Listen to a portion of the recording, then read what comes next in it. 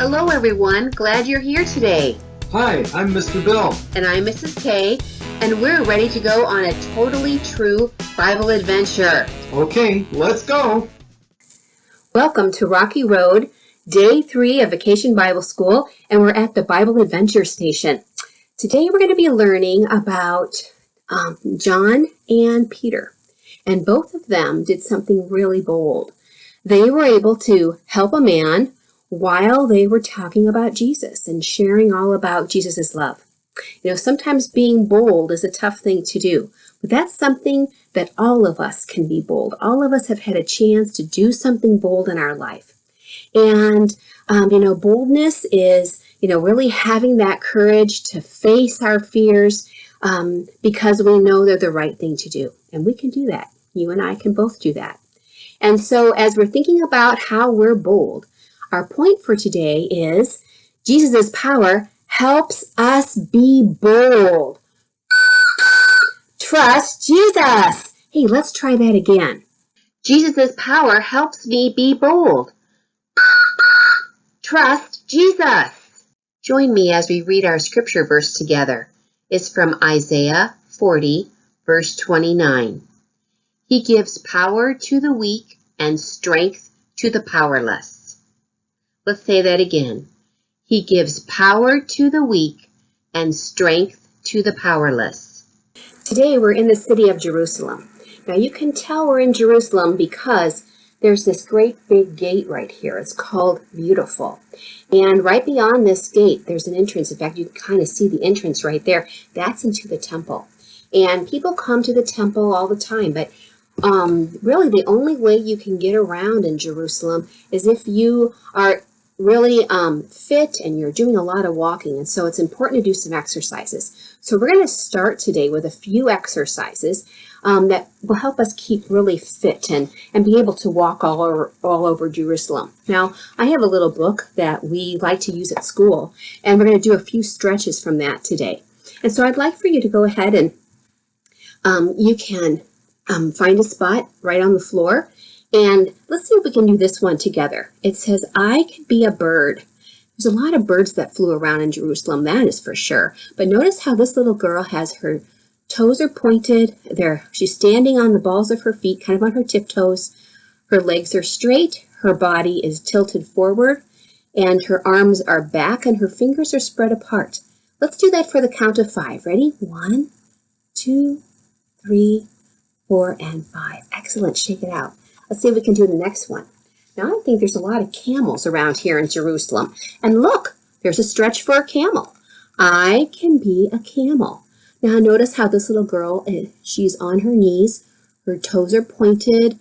Her back is arched. Her head is back. Her arms are straight. And her fingers are touching her feet, really her toes right there. Let's do it for the count of 5. Ready? 1, 2, 3, 4, and 5. Excellent. You can shake that one out. We'll do one more. This is another one. I can be a frog. There she is squatting. She's on the balls of her feet, balancing very carefully. Her arms are stretched up over her head. In fact, overlapping. Her hands are touching on top. Notice she has a smile and she's counting to 5. Ready? 1, 2, 3, 4, 5. Excellent balancing. All right. Hey, shake that out. I think we're ready to do some other things, some other exercises. Here we go. Before we do any more exercising, let's look at these guys run. Wow, they must have very strong ankles and knees and legs to let them go as far as they are there. Whether it's a short distance or long distance, you need to have strong legs to be able to run like that. You know, it looks like they have a very large field to run around. When I was in elementary school, we used to have a field just very similar to this, and every day we would go out and run around the perimeter of that field. Oh, that felt so good, and I'm sure you love to run too. Now, what's another activity that people do when they're using their legs? Let's see, what could it be? Walking is another good exercise to keep your legs fit and strong and healthy. I see many people walking around our neighborhood. In fact, many people walk their dogs, just like this man.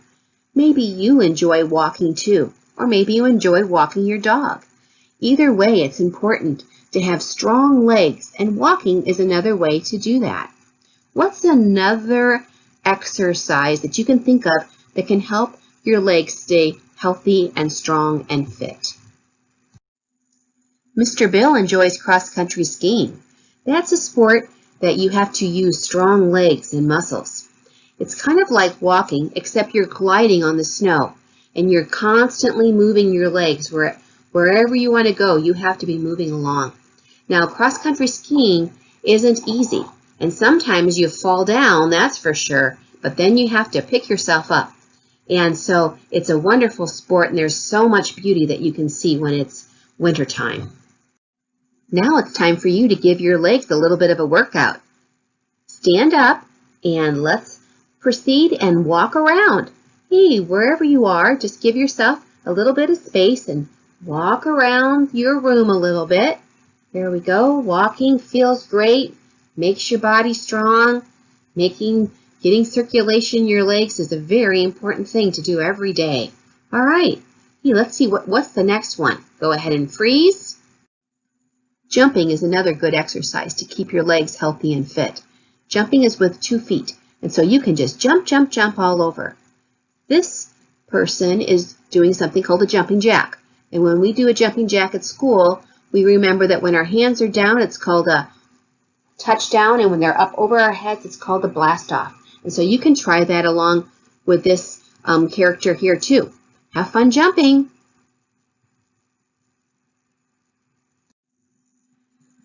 Dancing is another way that you can keep your legs healthy and fit. There are many different kinds of dances, but this particular kind of dance is called ballet.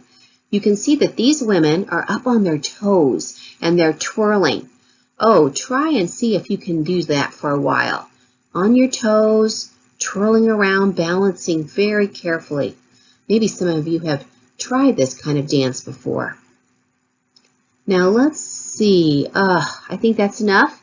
Go ahead and have a seat and let's get ready for our story. Today's story is about Peter and John, 2 of Jesus' friends. And you can actually find this story in the Bible in the book of Acts in chapter 3. Now, John and Peter were very good friends, and they were in Jerusalem, and they liked to go to the temple and pray. In fact, Jews and Gentiles, people that believed in Jesus, would go and pray 3 times a day, usually around 9 o'clock in the morning, 3 in the afternoon, and then at sunset. Well, it was around 3 o'clock, and it was time to go and pray. So, as we can see here, they're on their way to go and pray. As they were leaving for the temple, they did remind each other about what they had heard, and that was that the leaders of the town really did not like it when they were sharing about how much they loved Jesus and all the stories about Jesus, because they knew Jesus. And so they were so excited to tell other people about how much they loved Jesus and all the wonderful things that he had done. And so they had decided, though, that they would just keep listening to what Jesus told them to do, and they then left to go and pray. The temple that they went to 3 times a day was a very large building, and they actually had to go through a gate, and it was called Beautiful. There was many, many people all going through this same gate to get to the temple, and people would pass in the same direction 3 times a day, and so many of the people knew each other because they had seen each other all the time. As Peter and John were walking towards the temple, more and more people came, and they were on their way. They were almost there. As Peter and John were just about ready to walk through the gate called Beautiful, they actually started seeing a man on a mat.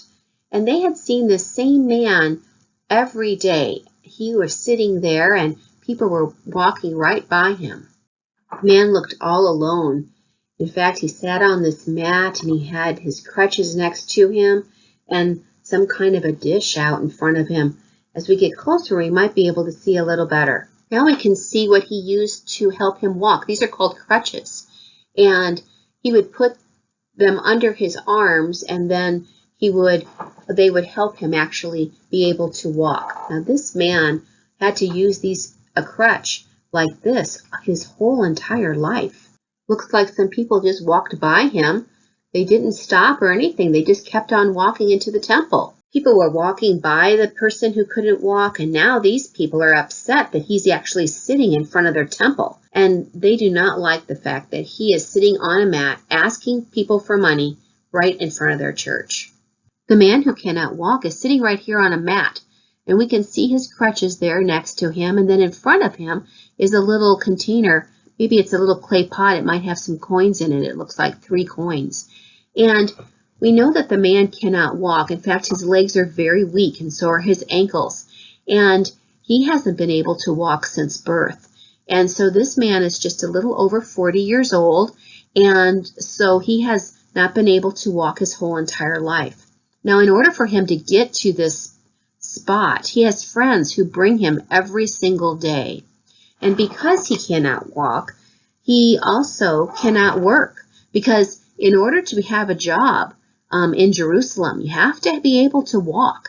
And unfortunately, he cannot hold a job in Jerusalem. And so because of that, he has to ask for money in order for him to be able to have enough food and clothing. He has to ask people for money so that he can buy those things. And that's called begging, and that's what he's doing.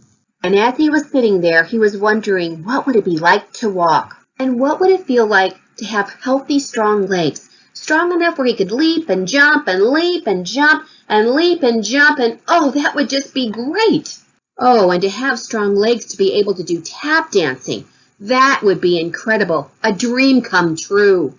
Instead, the man sat there for hours, just sitting on his mat because he couldn't walk and he couldn't jump and leap and dance, even though he'd so wanted to do those things.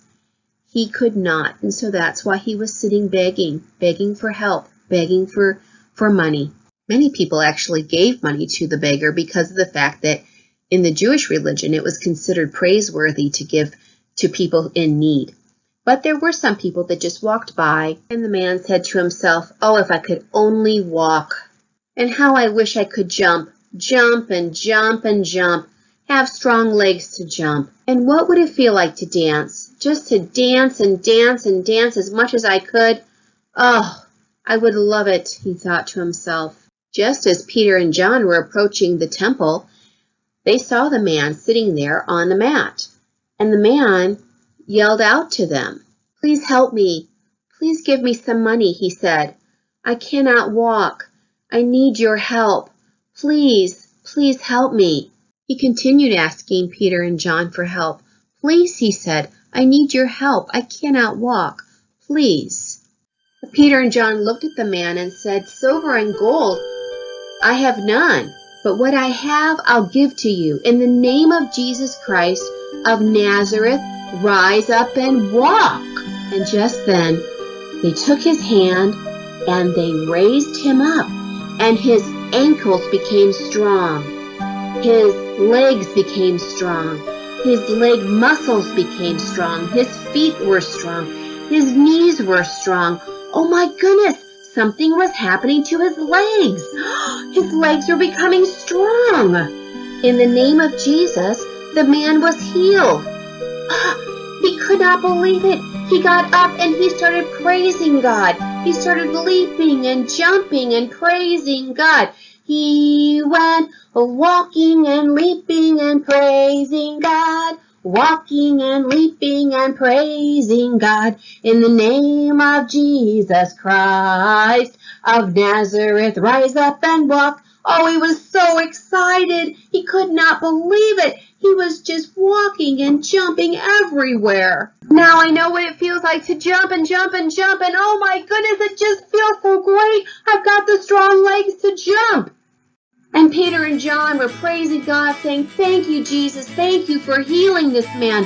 Thank you for using us. Thank you, Lord Jesus, for healing him. Oh, it's so great that we're being able to be used by you. Thank you, Lord. Thank you. And the woman who was so upset about the man sitting in front of the temple begging, oh my goodness, she was in shock. Ah, look what happened. She said, I cannot believe it.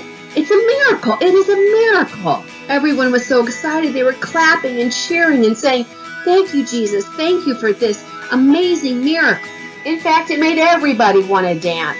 In fact, let's get up and do a little dance ourselves. This is so exciting, so exciting.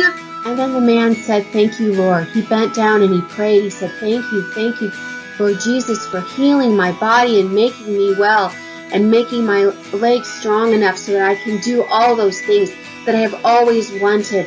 Thank you, Lord Jesus. And Peter himself was praising, and just everyone was hearing it, and they were hearing what was going on, and they were seeing that this man was healed. Everyone was amazed, and they were praying thanks to God for this amazing miracle and how he had heard the prayers of everyone. And so what a wonderful, wonderful day it was turning out to be. And the man continued to pray, thank you, Lord. Thank you for healing me. Thank you for making my body strong and healthy. Thank you, Lord. Thank you for using Peter and using John to help me. Thank you, Lord Jesus. Thank you. And everyone started praising God. Everyone that was there that saw what was happening. They could not believe it because they've known this man for 40 years. They knew that he couldn't walk. And they absolutely knew that this was a miracle that was from God. And so thank you, God, for taking care of your people. This is such a blessing. Thank you, Lord. Thank you. Just then, the people came running into the courtyard to see the man who had just been healed. They saw him down there praying on his knees, and they saw Peter, and they saw John, and they saw the little girl and the woman who had witnessed it. And they were just so amazed. And they said, isn't this the man who was begging? Isn't this the man who was sitting in front of our temple asking for money? He has been there for days and days and days. Yes, this is him. And they looked at Peter and John and said, how did you do it? And they said, it wasn't us. It wasn't us. He was healed through Jesus, through the power of Jesus. And they then realized that they had such an amazing opportunity that they wanted to continue to tell a beautiful story about Jesus. And that's exactly what they did. They just poured out their heart, their love about Jesus to the people, so that the people could really understand who Jesus was, their personal Savior and Lord, someone who loved them more than anyone else. They really wanted the people to know this too, even though they had been warned several times not to say anything about Jesus, because otherwise they'd be put in jail. They couldn't stop it. Their love was overflowing. They just kept wanting to tell everyone that would listen, and they kept sharing the love of Jesus in such a gentle, kind, compassionate way. For many of the people, it was the very first time they had ever heard that Jesus was born as a baby and that he was God's son, and he was sent to earth for everyone, and that he grew up and he became a man. And while he was a man, that's when Peter and John knew him. They were his disciples and had walked with him and had gone on all kinds of adventures with him. And he had taught them how to pray and how to really love him more than anything. But something happened. He was put on a cross for everyone's sin, and he died. But the amazing part is, we know that he didn't stay dead.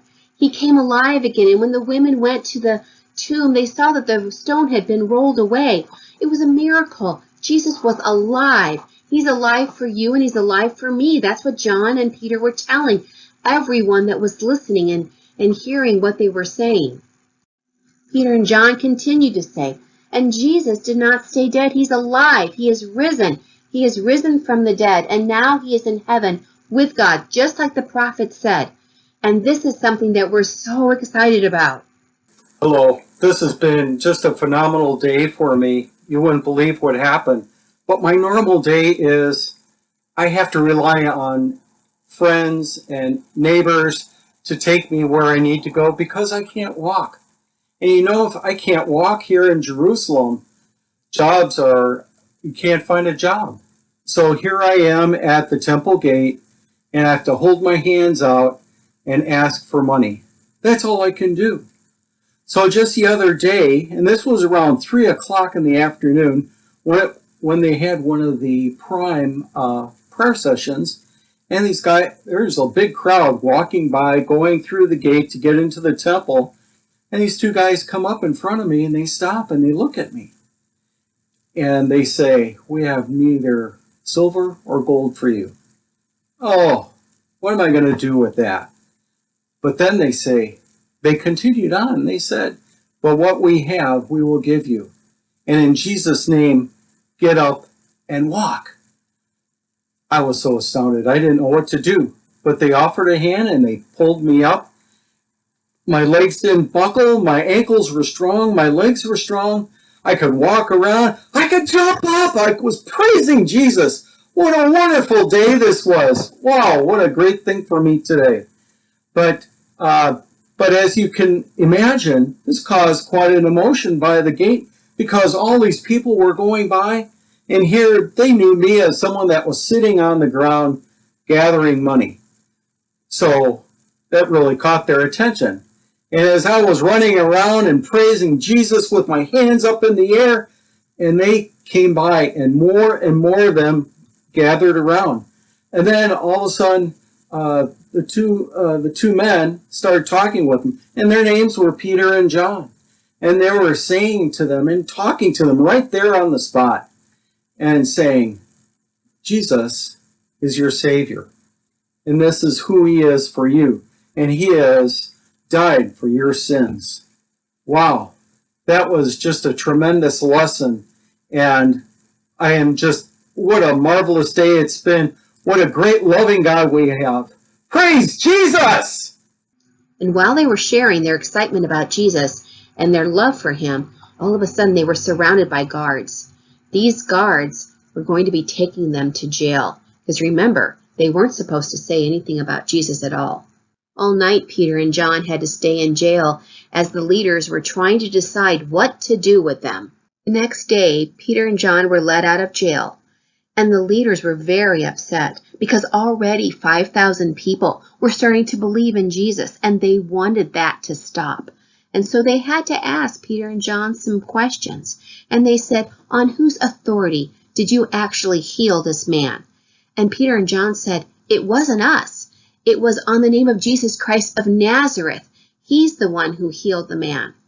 Well, they knew that the man had been lame for 40 years. And they couldn't believe it. And they saw how bold Peter and John were and how much they truly believed in Jesus. And they could not believe their eyes. But they wanted it to stop. And they said, all right, you have to stop talking about Jesus. And they said, no, we cannot. Peter and John said, we cannot stop speaking of what we have seen and what we have heard about Jesus, because he has loved us so very much, and his love is for everyone. And Jesus is our Lord and our Savior, and salvation is only found in one place, and that is in Jesus Christ.